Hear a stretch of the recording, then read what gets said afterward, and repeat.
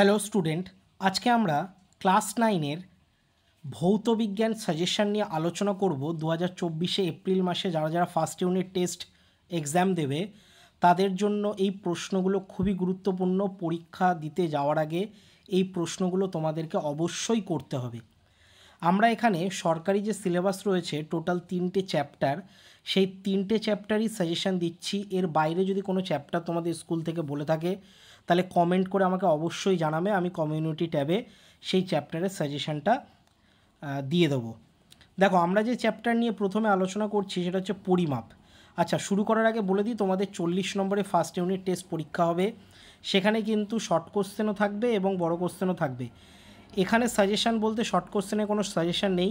Short কোশ্চেনের জন্য তোমাদেরকে প্র্যাকটিস করতে হবে। আমার লাইভ ক্লাস হয় শনিবার এবং মঙ্গলবার, তোমরা একটু কমিউনিটি পোস্টে দেখে নেবে, বা লাইভ যে সেকশনটা রয়েছে বা লাইভ যে প্লে লিস্টটা রয়েছে সেখানে তোমরা চেক করে নেবে। এই দুদিন কিন্তু আমার লাইভ ক্লাস হয়, সেখান থেকে তোমরা এমসিকিউ প্র্যাকটিস করতে পারবে। তো দেখো, আমরা শুরু করছি হচ্ছে প্রথমে পরিমাপ বলে যে চ্যাপ্টারটা রয়েছে সেই চ্যাপ্টার থেকে কী কী প্রশ্ন আসতে পারে। দেখো, 1 নম্বরে রয়েছে ওজন বাক্সের বাটখারাগুলির ভর 5:2:2:1 অনুপাতে থাকার কারণ কী। 2 নম্বর প্রশ্ন, একটি মাপনী চোঙের সাহায্যে কিভাবে তুমি 1 ফোঁটা জলের আপাত আয়তন নির্ণয় করবে। 3 নম্বর প্রশ্ন, সাধারণ তুলাযন্ত্রের সুবেদিতার শর্তগুলি লেখো।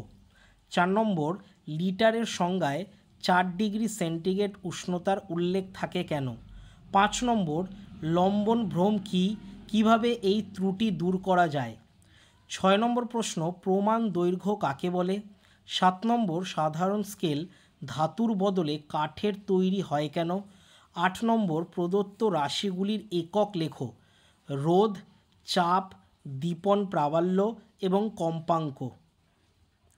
9 নম্বর প্রশ্ন দেখো, স্কেলার রাশি ও ভেক্টর রাশির পার্থক্য লেখো। 10 নম্বর, কল থেকে জল প্রবাহের হার তুমি কিভাবে নির্ণয় করবে। 11 নম্বর, মাপনী চোঙের সাহায্যে কিভাবে কোনো অসম আকৃতির কঠিন বস্তুর আয়তন নির্ণয় করা যায়। চলে আসছি আমরা নেক্সট চ্যাপ্টারটায়, বল ও গতির চ্যাপ্টার। প্রথম প্রশ্ন দেখো কি বলছে, নিউটনের দ্বিতীয় গতিসূত্র বিবৃত করো। 2 নম্বর, বায়ুশূন্য স্থানে এরোপ্লেন উড়তে পারে না কেন। এখানে এরোপ্লেনের জায়গায় কিন্তু পাখিও দিতে পারে, ঠিক আছে।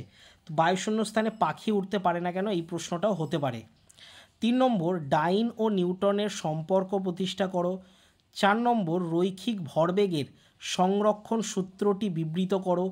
5 নম্বর, একটি খালি ট্রাক ও একটি মালবোঝাই ট্রাক একই বেগে গতিশীল হলে কোনটিতে থামাতে বেশি বল প্রয়োগ করতে হবে এবং কেন। 6 নম্বর প্রশ্ন, বন্দুক থেকে গুলি ছুড়লে বন্দুক পিছন দিকে ধাক্কা খায় কেন। 7 নম্বর, নিউটনের দ্বিতীয় গতিসূত্রের গাণিতিক রূপটি প্রতিষ্ঠা করো। অথবা দিয়ে এই প্রশ্নটাও আসতে পারে, F=ma প্রতিষ্ঠা করো। 8 নম্বর, বীজগাণিতিক পদ্ধতিতে v² = u² + 2as প্রতিষ্ঠা করো। 9 নম্বর প্রশ্ন, s=ut + ½ সমীকরণটি প্রতিষ্ঠা করো। এটা লেখচিত্রের সাহায্যেও আসতে পারে, বীজগণিতের পদ্ধতিতেও আসতে পারে, দুটো প্রসেসই তোমরা শিখে রাখবে। 10 নম্বর, বলের সামান্তরিক সূত্রটি লেখো। 11 নম্বর, নিউটনের তৃতীয় গতিসূত্র থেকে রৈখিক ভরবেগ সংরক্ষণ সূত্রটি প্রমাণ করো। 12 নম্বর, ত্বরণের এককে প্রতি সেকেন্ড কথাটি দুবার আসে কেন। 13 নম্বর, হোস পাইপের মধ্যে দিয়ে জল প্রবাহিত হওয়া এক্ষেত্রে রৈখিক ভরবেগের সংরক্ষণ নীতিটি ব্যাখ্যা করো। 14 নম্বর, ক্রিয়া ও প্রতিক্রিয়া সমান ও বিপরীতমুখী হওয়া সত্ত্বেও সাম্য প্রতিষ্ঠা করতে পারে না কেন। 15 নম্বর, দ্রুতি ও বেগের পার্থক্য লেখো। 16 নম্বর, চলন্ত বাস হঠাৎ করে থেমে গেলে যাত্রীরা সামনের দিকে ঝুঁকে পড়ে কেন। এবার চলে আসছি আমরা পরমাণুর গঠন চ্যাপ্টারের। পরমাণুর গঠনে দেখো 1 নম্বরে প্রশ্নটা বলছে, রাদারফোর্ডের পরীক্ষার সিদ্ধান্তগুলি বর্ণনা করো। 2 নম্বর, বোরের পরমাণু মডেলের স্বীকার্যগুলি বিবৃত করো। 3 নম্বর, পরমাণুর আধান শূন্য হয় কেন।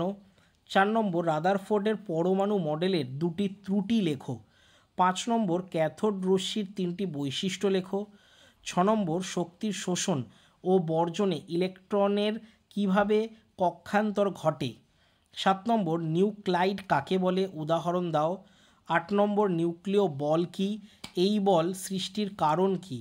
9 নম্বর আইসোবার, আইসোটোন এবং আইসোটোপ কাকে বলে এবং প্রত্যেকটার উদাহরণ দাও।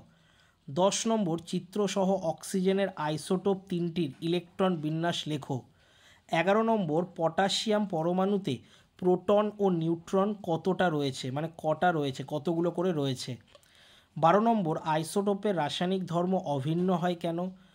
13 নম্বর 18টি ইলেকট্রন বিশিষ্ট একটি মৌলের পরমাণুর ইলেকট্রন বিন্যাসের মডেল তৈরি করো বা মডেল তৈরি করে দেখাও। 14 নম্বর আয়নীভবন শক্তি বলতে কী বোঝায়। 15 নম্বর হাইড্রোজেনের আইসোটোপগুলির গঠন বর্ণনা করো।